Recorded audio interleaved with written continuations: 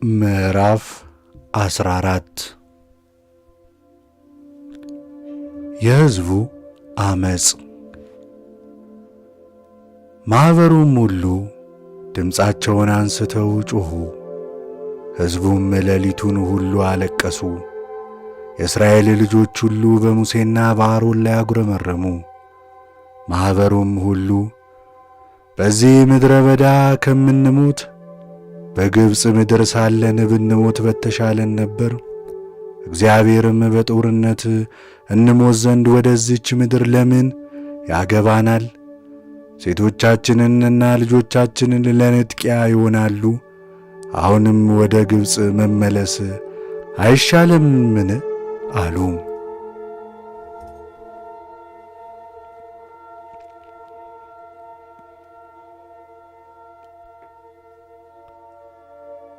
እርስ በርሳቸው ኑ አለቃ ሾመን ወደ ግብፅ እንመለስ ተባባሉ። ሙሴና አሮንም በእስራኤል ልጆች ጉባኤ ፊት በግንባራቸው ወደቁ። ምድሪቱንም ከሰለሉ ጋር የነበሩት የነነዌ ልጆች ኢያሱና የዮፌን ልጅ ካሌብ ልብሳቸውን ቀደዱ። ለእስራኤልም ልጆች ማኅበር ሁሉ የሰለልናት ምድር እጅግ በጣም መልካም ናት።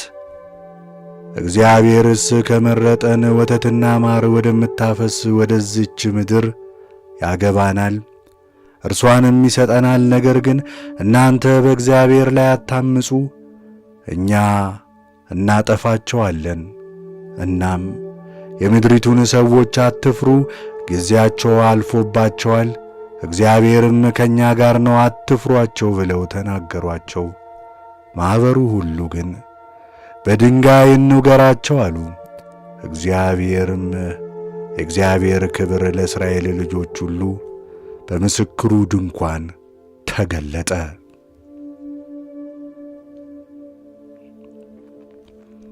ሙሴ ስለ ሕዝቡ እንደ ጸለየ። እግዚአብሔርም ሙሴን እኚህ ሕዝብ እስከ መቼ ያስቈጡኛል? በፊታቸውስ ባደረግሁት ተአምራት ሁሉ እስከ መቼ አያምኑብኝም? በሞት እቀጣቸዋለሁ አጠፋቸዋለሁም። አንተንና የአባትህን ቤት ግን ለታላቅና ከዚያ ለሚበዛ ሕዝብ አደርግሃለሁ አለው። ሙሴም እግዚአብሔርን አለው፣ ግብፃውያን ይሰማሉ፣ እኚህን ሕዝብ ከእነርሱ በኃይልህ አውጥተሃቸዋልና የዚያች ምድር ሰዎች አንተ እግዚአብሔር በዚህ ሕዝብ መካከል እንደሆንክ ሰምተዋል። አንተም አቤቱ ዓይን በዓይን እንደሚተያይ ተገልጠህላቸዋል። ደመናህም በላያቸው ቆመች። በቀንም በደመና አምድ በሌሊትም በእሳት አምድ በፊታቸው ትሄዳለህ። እነዚህን ሕዝብ እንደ አንድ ሰው ብትገድል ስምህን የሰሙ አሕዛብ እግዚአብሔር እነዚህን ሕዝብ ሁሉ ወደ ማለላቸው ምድር ያገባቸው ዘንድ አልቻለምና በምድረ በዳ ገደላቸው ብለው ይናገራሉ። አሁንም አቤቱ ኃይልህ ይገለጥ፣ እንዲህ ብለህ እንደ ተናገርክ እግዚአብሔር መዓቱ የራቀ ምሕረቱ የበዛ ጻድቅ፣ አበሳን መተላለፍንና ኀጢአትን ይቅር የሚል ኀጢአተኞችንም ከቶ የሚያነጻ የአባቶችን ኀጢአት እስከ 3ና 4 ትውልድ ድረስ በልጆች ላይ የሚያመጣ ነው። እነዚህን ሕዝብ ከግብፅ ምድር ካወጣህ ጀምሮ እስከ ዛሬ ድረስ ይቅር እንዳልሃቸው እንደ ምሕረትህ ብዛት የእነዚህን ሕዝብ ኀጢአት ይቅር በል።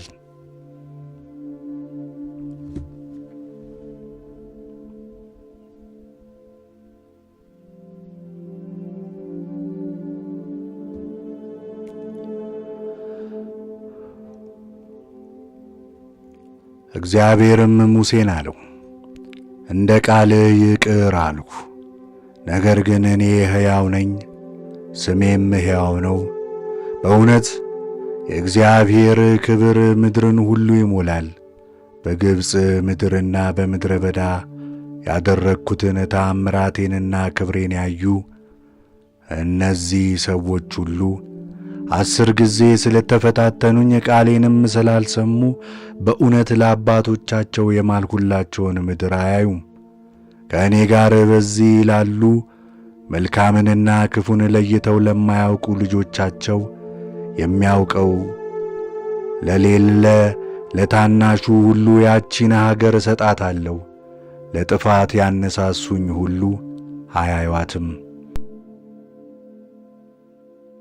ወዳጄ ካሌብ ግን ሌላ መንፈስ በእርሱ ላይ ስለሆነና ስለተከተለኝ እርሱ ወደ ገባባት ምድር አገባዋለሁ፣ ዘሩም ይወርሳታል። አማሌቅና ከነዓናዊውም በሸለቆ ውስጥ ተቀምጠዋል። እናንተ ግን ነገ ተመልሳችሁ በኤርትራ ባሕር መንገድ ወደ ምድረ በዳ ሂዱ። ያመጹት ሕዝብ እንደ ተቀጡ። እግዚአብሔርም ሙሴንና አሮንን እንዲህ ብሎ ተናገራቸው።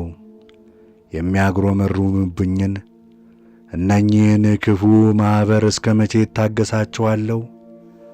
ስለ እናንተ በእኔ ላይ የሚያጉረመርሙትን የእስራኤልን ልጆች ማጉረምረምን ሰማሁ። እንዲህም በላቸው፣ እኔ ሕያው ነኝና በጆሮዬ እንደ ተናገራችሁት እንዲሁ በእውነት አደርግባችኋለሁ ይላል እግዚአብሔር። በድኖቻችሁ በዚህ ምድረ በዳ ይወድቃሉ። የተቈጠራችሁ ሁሉ እንደ ቁጥራችሁ ከ20 ዓመት ጀምሮ ከዚያም በላይ የሆነ ሁሉ እናንተ ያጉረመረማችሁብኝ ከዮፎኒ ልጅ ከካሌብና ከነነዌ ልጅ ከኢያሱ በስተቀር በእርሷ አስቀምጣችሁ ዘንድ እጄን ዘርግቼ ወደ ማልሁላችሁ ምድር በእውነት እናንተ አትገቡም። ንጥቂያ ይሆናሉ።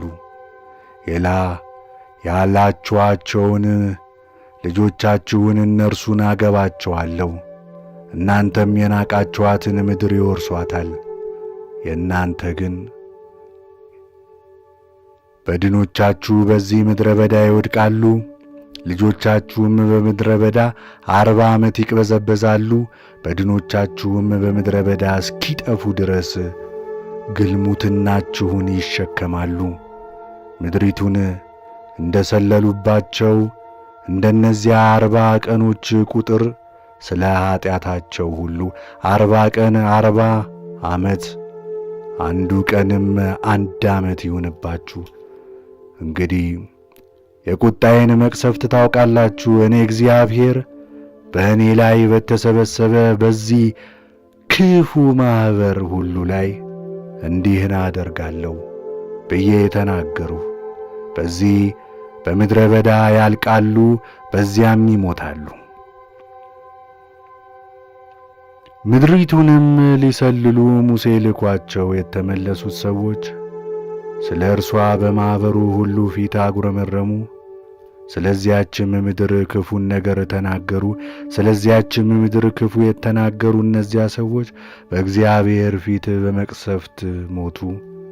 ምድሪቱ ግን መልካም ነበረች። ነገር ግን ምድሪቱን ሊሰልሉ ከሄዱ ሰዎች የነዌ ልጅ ኢያሱና የዮፎኒ ልጅ ካሌብ በሕይወት ኖሩ።